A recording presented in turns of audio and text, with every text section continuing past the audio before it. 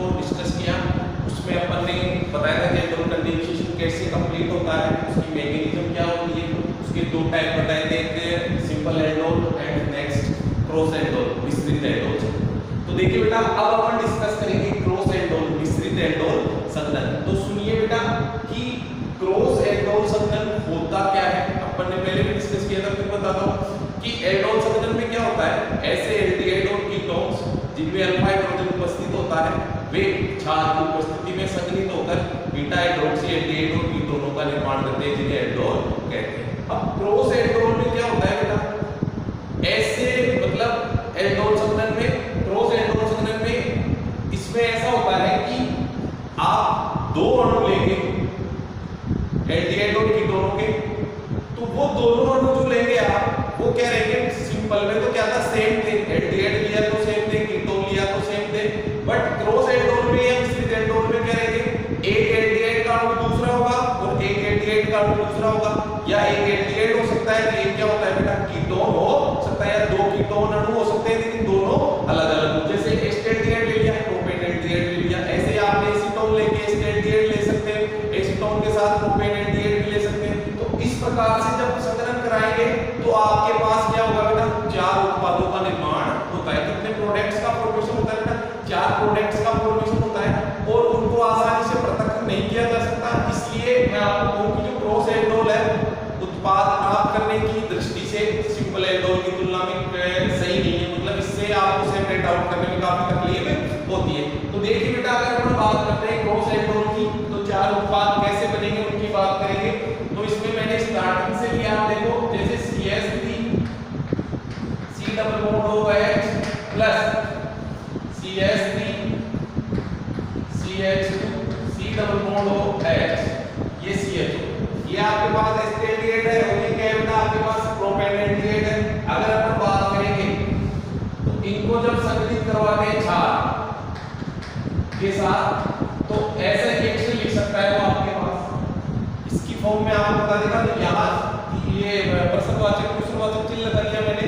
तो देखो बेटा यहाँ पे आपके पास 4 प्रोडक्ट्स, चार उत्पाद प्राप्त होते हैं। अब देखो चार कैसे उत्पाद प्राप्त होते हैं उसकी बात करते हैं। देखो बेटा एक एस्टेल्डिहाइड का अणु है, क्या है, प्रोपेन एल्डिहाइड। तो आपको पता है कि एस्टेल्डिहाइड का अणु सिंपल एल्डोल, खुद सिंपल एल्डोल दर्शाएगा, फिर ये सिंपल एल्डोल दर्शाएगा, तो दो तो इनके सिंपल एल्डोल से बनेंगे, और दो इसका अल्फा हाइड्रोजन इस पर अटैक करेगा, इसका अल्फा हाइड्रोजन इसके ऊपर अटैक करेगा, तो इस प्रकार से चार उत्पाद बनेंगे। तो देखो बेटा अगर अपने पास एस्टेल्डिहाइड है तो वो सिंपल तो दर्शाएंगे भाई, उसका अणु संघनित होगी। तो देखो जब एस्टेल्डिहाइड के अणु सिंपल दर्शाएंगे तो आपने पढ़ा CH2 C double bond OH, clear, और ये H, तो ये यहाँ पे आपको पता है सिंपल होता है, तो ये क्या हो गया बेटा, यहाँ पे जाएगा, तो ये कहाँ अटैच होगा, इस पे अटैच होगा, अपन ने पढ़ा। तो आपके पास क्या बना, CH3 C double bond OH CH CH2 C double bond OH, ये आपके पास एक एस्टेल्डिहाइड के सिंपल से प्राप्त होगा प्रोडक्ट नंबर फर्स्ट। अब देखो सेकंड देखना बेटा, जब प्रोपेन एल्डिहाइड का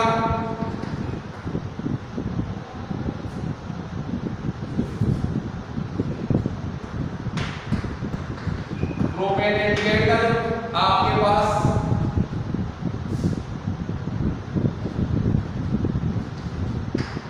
CH3 CH2, ये अगर अपन बात करेंगे CH3 CH2 CH2, मैंने इसको ऐसे लिख दिया, ये इसका क्या हो गया, क्रियात्मक समूह, इससे जुड़ा कार्बन अल्फा कार्बन, ये क्या हो गया बेटा, अल्फा हाइड्रोजन, ये यहाँ आएगा, तो ये कहाँ अटैच करेगा बेटा, यहाँ पे, ये कहाँ जुड़ेगा बेटा, यहाँ पे। तो देखिए आपके पास क्या बनेगा, CH3 CH2 COH CH CH CH3 CH2, ये आपके पास दूसरा प्रोडक्ट। तो ये दोनों जो प्रोडक्ट है ये है सिंपल एल्डोल की, इसके बेटा सिंपल, क्योंकि ये सिंपल भी शो करेंगे सिंपल एल्डोल के। अब देखो क्रॉस एल्डोल होगा, क्रॉस एल्डोल संघनन होगा, ये तो सिंपल एल्डोल के दो प्रोडक्ट्स बने आपके पास, ये प्रोडक्ट्स दो बने। अब देखो बेटा नेक्स्ट अगर अपन बात करते हैं तो क्रॉस एल्डोल की जब संभावना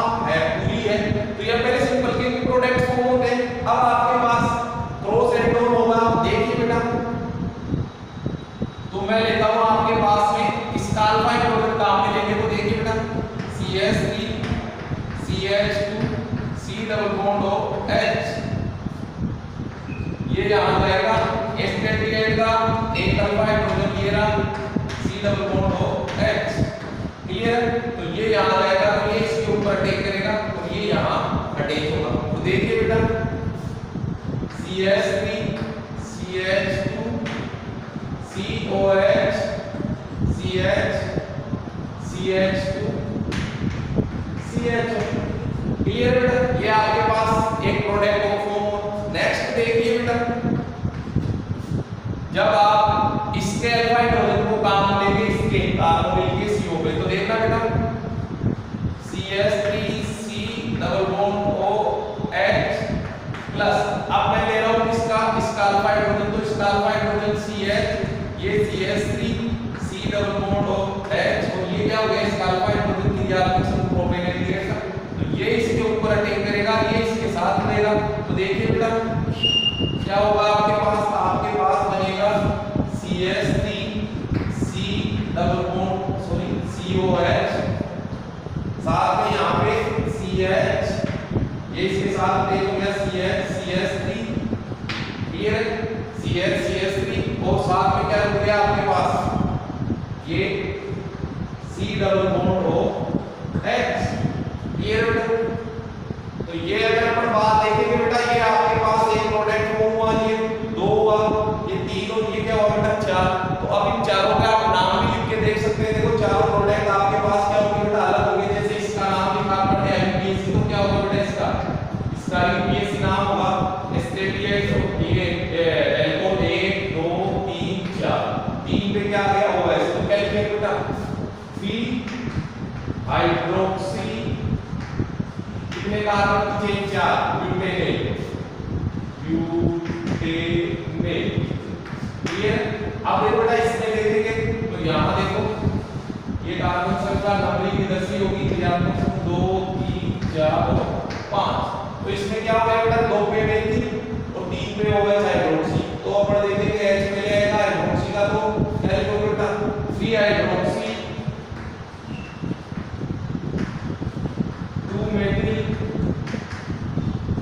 3 हाइड्रोक्सी 2 मेथिल, और कितने पेंटेनेट, ये पेंटेनेट। यहां देखेंगे तो देखिए बेटा 1 2 3 4 और 5, तो ये क्या हो गया 3 हाइड्रोक्सी। अगर अपन बात करेंगे तो ये पेंटेनेट 3 हाइड्रोक्सी पेंटेनेट, 3 हाइड्रोक्सी पेंटेनेट हो गया। इसका देखेंगे तो क्या होगा बेटा, ये आपके पास 4 कार्बन की श्रृंखला 1 2 3 और 4, 3 हाइड्रोक्सी 2 पे मेथिल, तो 3 वो हाइड्रोक्सी पहले आएगा, 3 हाइड्रोक्सी 2 मेथिल ब्यूटेनेट। तो देखिए बेटा ये आपके पास 4 प्रोडक्ट बने, क्रॉस इलेक्ट्रॉनिक कंडेंसेशन से आपके पास 4 प्रोडक्ट्स का फॉर्मेशन हुआ, आपको अलग-अलग 4 प्रोडक्ट ऑब्टेन हुए, इसमें 2 सिंपल के हैं, 2 किसके बेटा क्रॉस के।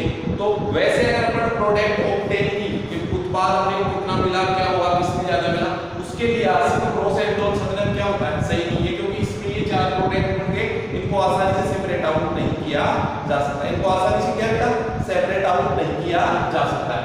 अब देखिए ये तो क्रॉस एल्डोल था बेटा। इसके बाद में नेक्स्ट रिएक्शन बहुत इंपॉर्टेंट रिएक्शन जो आपके एग्जाम में मैं यूं कह लूं कि आएगी। एग्जाम में जितने भी कॉम्पिटिटिव एग्जाम्स होते हैं बोर्ड लेवल के, मान लो चाहे नीट जेईई जो भी है, या फिर जो भी आपके कॉम्पिटिटिव एग्जाम्स होते हैं, तो केनिजारो रिएक्शन बहुत बार पूछी जाती है, बहुत बार। Next reaction is Cannizzaro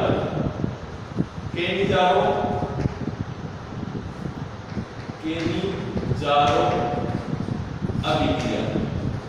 next reaction is Cannizzaro reaction, और ये रिएक्शन बहुत इंपॉर्टेंट, वेरी इंपॉर्टेंट, मैं आपको कह दूं very important, RBSc 2K21 board के भी आपसे बहुत इंपॉर्टेंट रिएक्शन है। अब देखो बेटा एल्डोल संघनन था कि जिनमें अल्फा हाइड्रोजन पाए जाते हैं, वो एल्डिहाइड और कीटोन्स क्षार की उपस्थिति में क्रिया करके वहां क्षार, यहाँ एल्डोल में क्षार जो रहेगा बेटा वो ध्रुवल कंडीशन में रहेगा, मतलब वीक बेसिक फॉर्म में रहेगा। रिएक्ट होके बीटा एनोक्सिडेट और कीटोन का निर्माण करते हैं जिन्हें एल्डोल कहते हैं। बट केलिजारो रिएक्शन में क्या होता है बेटा, ये रिएक्शन वे एल्डिहाइड जिनमें अल्फा हाइड्रोजन नहीं होता है, सुनना ध्यान से, वे एल्डिहाइड जिसमें अल्फा हाइड्रोजन नहीं होता है, मतलब जिन एल्डिहाइड्स में कीटोन्स में तो ऐसा है ही नहीं कि अल्फा हाइड्रोजन नहीं है। लेकिन अगर अपन बात करेंगे बेटा वे एल्डिहाइड जिनमें अल्फा हाइड्रोजन उपस्थित नहीं रहता है, प्रबल क्षार की उपस्थिति में, प्रबल क्षार की उपस्थिति में रिएक्ट होकर एल्कोहल और कार्बोक्सिलिक अम्लों के लवणों का निर्माण करते हैं। किसका निर्माण करते हैं बेटा, कि वे एल्डिहाइड जिनमें अल्फा हाइड्रोजन नहीं होता है, वे प्रबल क्षार, सुनना फिर से, कि प्रबल क्षार की उपस्थिति में अभिक्रिया करके एल्कोहल तथा संयुग्मी कार्बोक्सिलिक अम्लों के लवणों का निर्माण करते हैं। अब देखो बेटा केलिजारो अभिक्रिया में क्या होता है, इसमें दो एल्डिहाइड भाग लेते हैं, अगर समान भाग लेते हैं तो वो हो गया सिंपल केलिजारो, और अगर दो अलग अलग प्रकार के एल्डिहाइड भाग लेते हैं तो उसे कहते हैं बेटा आप क्या, क्रॉस या इसकी तरह मिश्रित केलिजारो। इसमें एल्डिहाइड वही भाग लेगा जो क्या रहेगा बेटा, जिसमें अल्फा हाइड्रोजन नहीं होगा, जिसमें अल्फा हाइड्रोजन नहीं होगा वो एल्डिहाइड इसमें भाग लेगा। कौन सी रिएक्शन में बेटा, केलिजारो रिएक्शन में। तो देखिए बेटा केलिजारो रिएक्शन में क्या होता है कि वे एल्डिहाइड जिनमें अल्फा हाइड्रोजन उपस्थित नहीं होता है, वे प्रबल क्षार की उपस्थिति में क्रिया करके एल्कोहल तथा संयुग्मी कार्बोक्सिलिक अम्लों के लवणों का निर्माण करते हैं। अब अभिक्रिया में दो एल्डिहाइड के भाग लेते हैं, समान रहेंगे तो सिंपल केलिजारो हो गया, असमान रहेंगे तो उसे क्या कहेंगे बेटा, क्रॉस केलिजारो रिएक्शन कहेंगे। अब देखो बेटा केलिजारो रिएक्शन एक विशेष प्रकार की रेडॉक्स अभिक्रिया है, केलिजारो रिएक्शन एक विशेष प्रकार की रेडॉक्स अभिक्रिया है जिसमें एल्डिहाइड के एक अणु का, एल्डिहाइड के एक अणु का ऑक्सीकरण होता है तथा दूसरे अणु का क्या होता है बेटा, अपचयन होता है। जब समान एल्डिहाइड के अणु हो तो कोई टेंशन नहीं है कि अपने को किसका अपचयन करना है, किसका ऑक्सीकरण करना है, कि दोनों सेम है। बट जब आपके पास एल्डिहाइड के अणु अलग अलग आ जाएंगे तो किसका अपचयन होगा, किसका ऑक्सीकरण होगा, उसको भी अपन डिटेल में बताएंगे।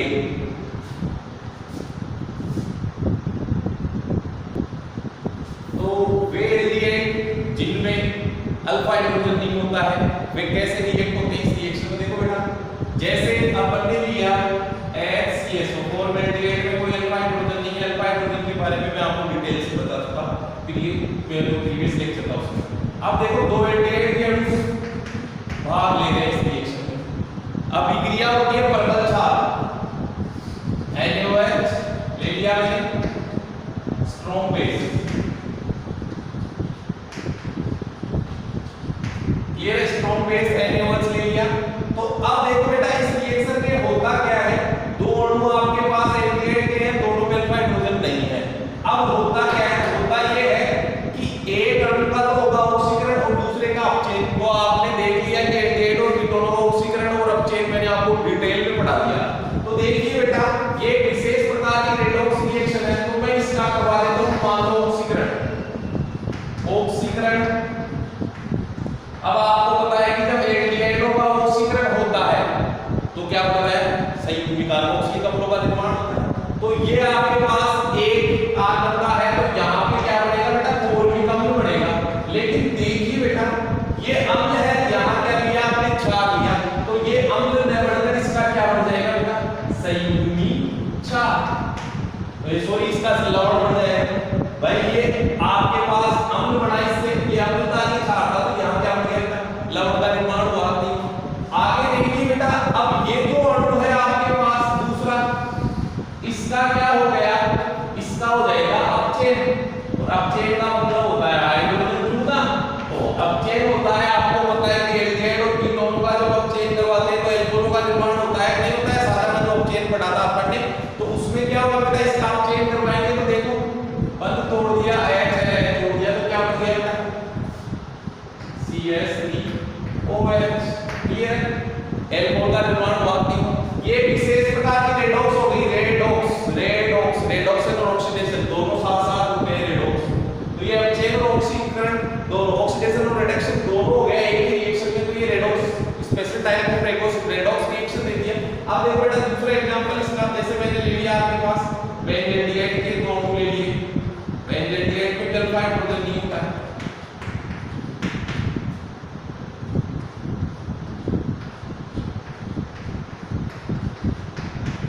क्लियर है, ये एल्डिहाइड। तो अब आप एक का तो क्या करेंगे, ऑक्सीडेशन करवा दिया, ऑक्सीडेशन इसका ऑक्सीडेशन करेंगे तो बेंजोइक एसिड लेके फिर उसका क्या बनेगा, सॉल्ट बनेगा, ये लो जी COOONA। अब इसका क्या करवाएंगे आप, इसका करवा देंगे बेटा रिडक्शन, इसका क्या करेंगे अब चेंज करवाएंगे नहीं करवाएंगे, ये अब चेंज करवा दिया आपने, ये लो। तो इसका आप चेंज करते हैं, यहां पे क्या बनेगा H और H, तो क्या बन गया बेंजीन एल्कोहल का निर्माण हो गया CH2। ये तो किया आपके पास सिंपल केटीजारो रिएक्शन, जब आपके पास एल्डिहाइड के जो आपने लिए हैं दोनों अणु क्या होते हैं बेटा समान, इसमें क्या लेते हैं भाग लेते हैं। अब देखिए बेटा next cross Cannizzaro reaction, cross Cannizzaro reaction, cross Cannizzaro reaction में देखिए बेटा क्या होता है, जब आप एल्डिहाइड के दो अलग-अलग अणु ले जिनमें दोनों में अल्फा हाइड्रोजन ना हो, ये 4 एल्डिहाइड ले लिया और एक ले लिया आपने क्या बेटा बेंजीन ले लिया और 6 NaOH, तो ये आपके पास केटीजारो रिएक्शन की कंडीशन हो गई, क्रॉस केटीजारो हो गया। अब देखो बेटा आपको पता चला कि इसमें अब किसका ऑक्सीकरण सामने तो सिंपल ऊपर वाले को आपने आसानी से उसका ऑक्सीकरण और अपचयन करवा दिया, लेकिन इस रिएक्शन में अब आपको देखने को मिल रहा है कि अब मैं किसका ऑक्सीकरण करूं किसका अपचयन करूं। तो देखिए बेटा इसका आपके पास ट्रिकी मेथड है, इसको अपन ट्रिक से बताएंगे आपको कि कैसे किसका अपने को ऑक्सीकरण करना है किसका अपचयन करना है। तो देखिए बेटा आप आ जाइए न्यूक्लियोफिलिक एडिशन रिएक्शन की बात करते हैं अपन, इन दोनों में से अगर अपन बात करते हैं कौन सा एल्डिहाइड का अणु सबसे ज्यादा क्रियाशील है, मतलब क्रियाशीलता दोनों में से किसकी ज्यादा होती है। अब अपन ने पढ़ा था कि एल्डिहाइडों की क्रियाशीलता अपन कार्बोनिल कार्बन पर तनावेश के आधार पर निर्धारित करते थे, नहीं करते थे आसानी से करते थे। तो देखिए बेटा यहाँ कोई आपके पास समूह नहीं है, तो ये जितना तनावेश आता है उतना इस कार्बन पर रहता है, लेकिन यहाँ पर अगर अपन बात देख रहे हैं कि फेजिन समूह के प्रभाव के कारण और अनुनाद के कारण अगर अपन बात करते हैं तो देखिए बेटा इस कार्बन जो कार्बन है इस पर क्या हो जाता है तनावेश की कमी आती है, तो कमी आने से क्या हो गया बेटा ये कम क्रियाशील है और ये क्या है बेटा ज्यादा क्रियाशील, ये कम क्रियाशील है और ये क्या है बेटा ज्यादा क्रियाशील है, आपको बता रखा है मैंने।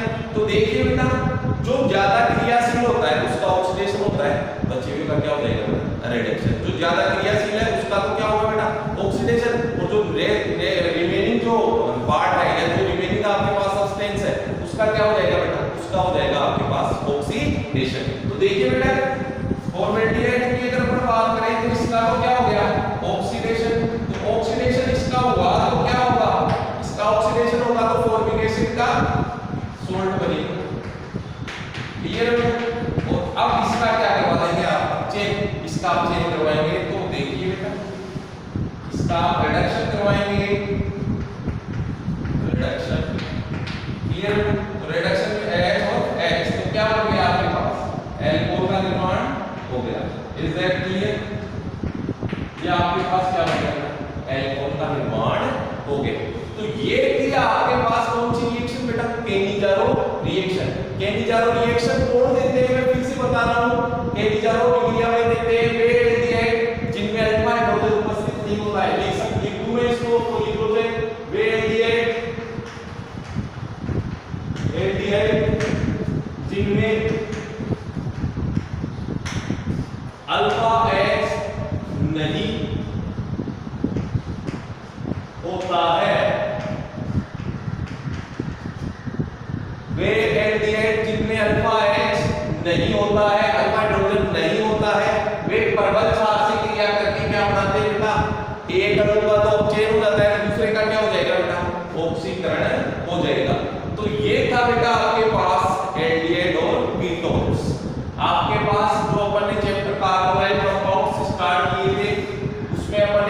एल्डिहाइड कीटोन और कार्बोक्सिलिक अम्लों के बारे में बताया था।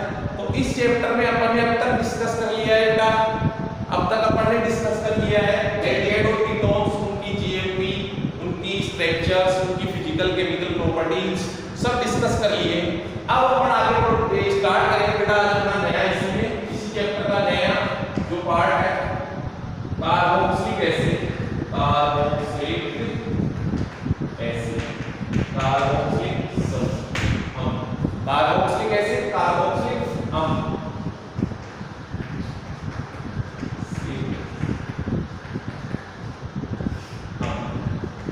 So guys, now we let us start carboxylic acid.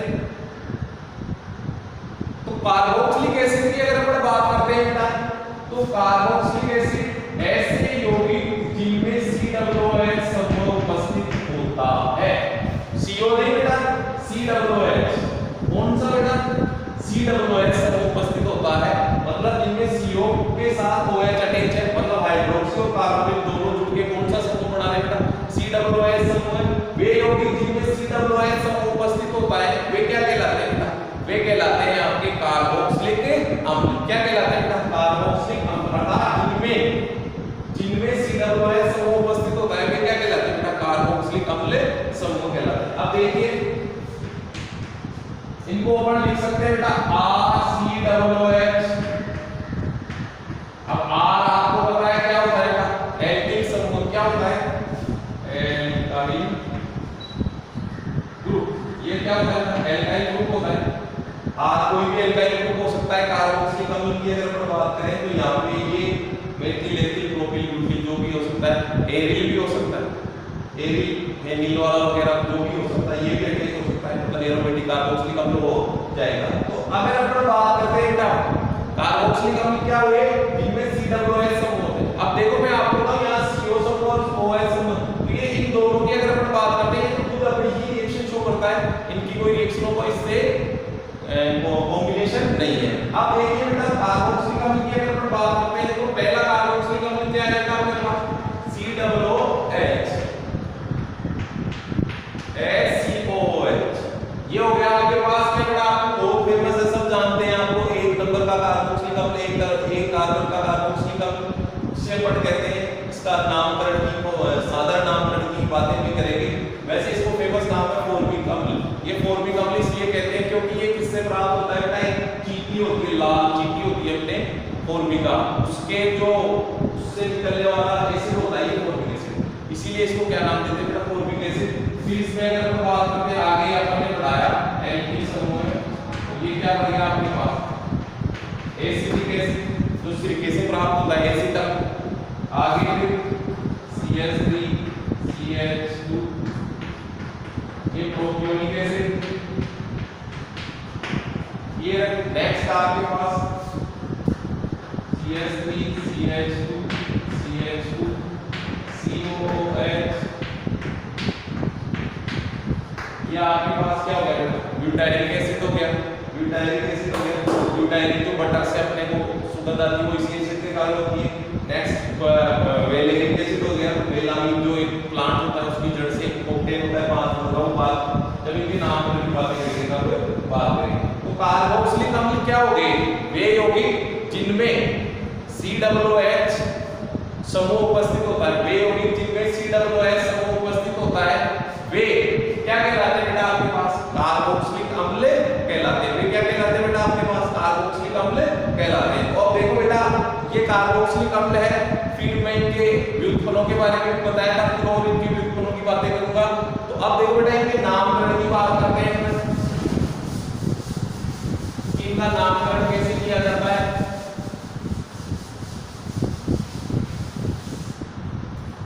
Carboxylic अम्लों का नोमेनक्लेचर,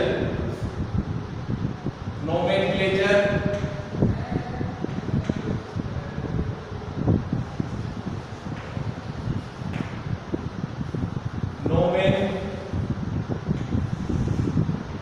नामकरण।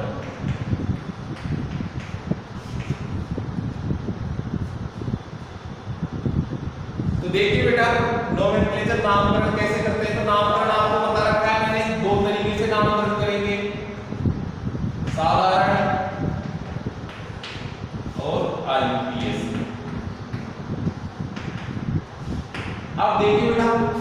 साधारण नामकरण इनका जैसे अपन ने इंडिकेट होगा क्या था कि एक को फॉर्म कहते हैं, दो को एसिड कहते हैं, तीन को प्रोपियोनिक, चार को ब्यूटर, पांच को वेलर, ऐसे इसी प्रकार से इनमें भी वही होता है बेटा वो, लेकिन इसका साधारण नाम बड़ा है जो मैंने आपको भी बताया। तो देखो बेटा HCOOH, देखो इसको एक को कहते हैं अपन फॉर्म, साधारण नामकरण की बात करेंगे पहले अपन साधारण नोमेनक्लेचर पढ़ेंगे। तो एक को कहते हैं फॉर्म और इसमें लगा देते हैं इकम, तो ये क्या हो गया बेटा फॉर्मिक अम्ल। क्या हो गया बेटा फॉर्मिक अम्ल। अब ये फॉर्मिक अम्ल है फॉर्मिका चींटी से, फॉर्मिका चींटी से प्राप्त। इससे लाल जो चींटी होती है फॉर्मिका चींटी जो होती है लाल चींटी। क्लियर है। नेक्स्ट देखो बेटा आगे एक और बढ़ा दिया मैंने कार्बन CH3 COOH OH, इसे कहते हैं आप दो कार्बन तो एसिड, तो एसिडिक अम्ल, एसिटिक इका अम्ल लगा देते हैं एसिटिक अम्ल। अब एसिटिक अम्ल जो होता है वो एसिटम सिरका,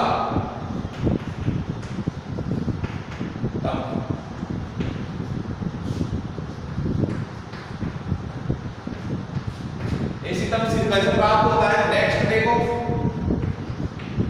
CH3 CH2 COOH, तीन को कहते हैं प्रोपियोन, तो इसे कहते हैं प्रोपियोनिक अम्ल, निक प्रोपियोनिक अम्ल, इकम फॉर्मिक एसिडिक प्रोपियोनिक इकम। नेक्स्ट देखिए बेटा CH3 CH2 CH2COOH, ये आपके पास अगर अपन बात करते हैं बेटा नेक्स्ट चार कार्बन, ये चार कार्बन का कार्बोक्सिलिक अम्ल है, इसका साधारण नाम अगर अपन बात करेंगे तो क्या होगा 1 2 3 4, चार को कहते हैं क्या ब्यूटेन, तो इसे ब्यूटाइलिक अम्ल, ब्यूटाइलिक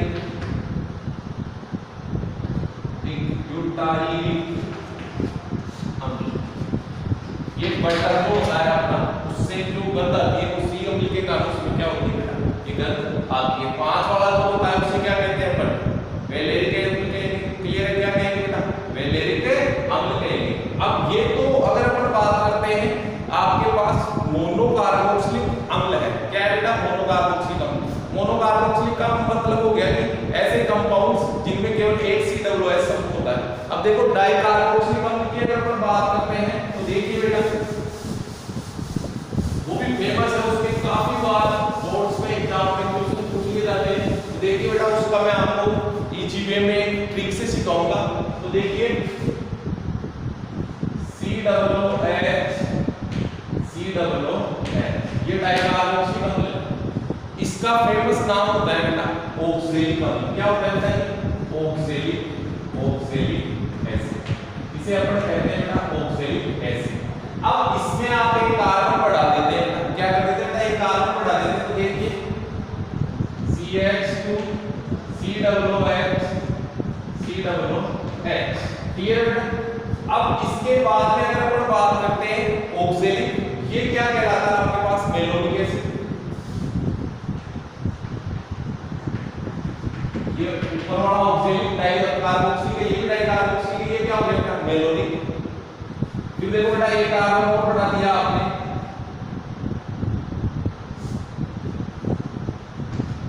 COOH, इसे कहते हैं बेटा आप क्या बेटा ये होता है सक्सिलिक एसिड।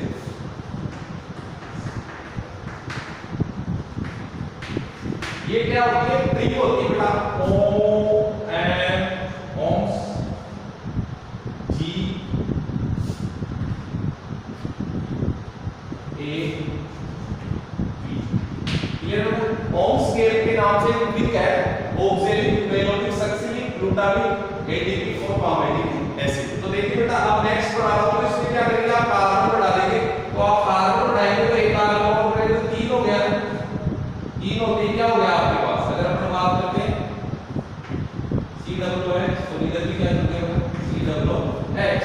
ये क्या हो गया, ऑक्जेलिक मेलोनिक सक्सेसिक हो, ये क्या हो गया ग्लूटेरिकम।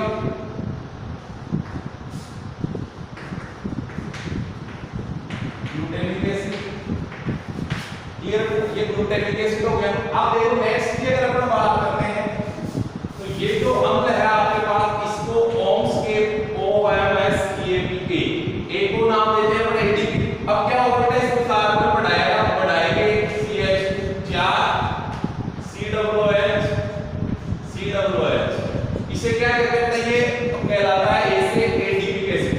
एडीपी काम का बहुत इंपॉर्टेंट है एडीपी एसिड, इसे क्या कहते हैं, ये एडीपी एसिड है आपके पास। नेक्स्ट ओम्स के पी, क्लियर बेटा। तो इसमें क्या आएगा, आप एक और कार्बन आप बढ़ाएंगे 5 COOH, क्लियर है, इसे कहते हैं पॉमेटिक एसिड।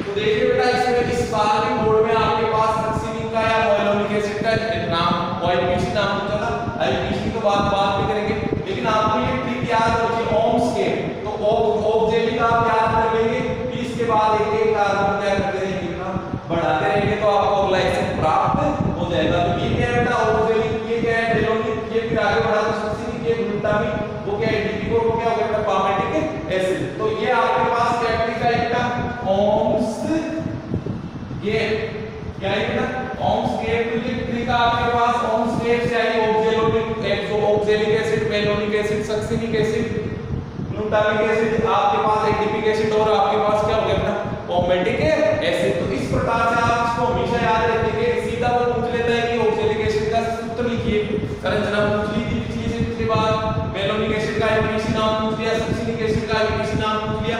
तो ये आपके पास बोर्ड के हिसाब से इंपॉर्टेंट है, ये भी आपके पास इंपॉर्टेंट है कि इनके जो साधारण नामकरण है वो क्या है बेटा, इस प्रकार से एसिटिक है, फॉर्मिक है, प्रोपियोनिक है, ब्यूटाइलिक है, बेलेरिक है, ये इनके क्या होते हैं बेटा साधारण नामकरण होते हैं। तो ये इनके क्या है साधारण नामकरण था। तो आज अपन ने डिस्कस किया क्या बेटा, आज अपन ने डिस्कस की केलिजारो रिएक्शन और एक क्रॉस एल्डोल संघनन अपन ने डिस्कस किया, जो क्रॉस एल्डोल कंडेंसेशन उसको डिस्कस किया। साथ में अपन ने कार्बोक्सिलिक एसिड को स्टार्ट कर दिया, और कार्बोक्सिलिक एसिड में उनकी जो अपन ने स्टार्टिंग की है कि कार्बोक्सिलिक एसिड होते क्या है, कार्बोक्सिलिक समूह क्या है, और साथ में उनका साधारण नामकरण अपन ने क्या कर दिया, स्टार्ट कर दिया। नेक्स्ट लेक्चर में अपन डिस्कस करेंगे इनका आईपीसी नाम और इनकी जो मेथड्स होते हैं और इनके जो डेरिवेटिव्स हैं उनके बारे में। थैंक यू बेटा।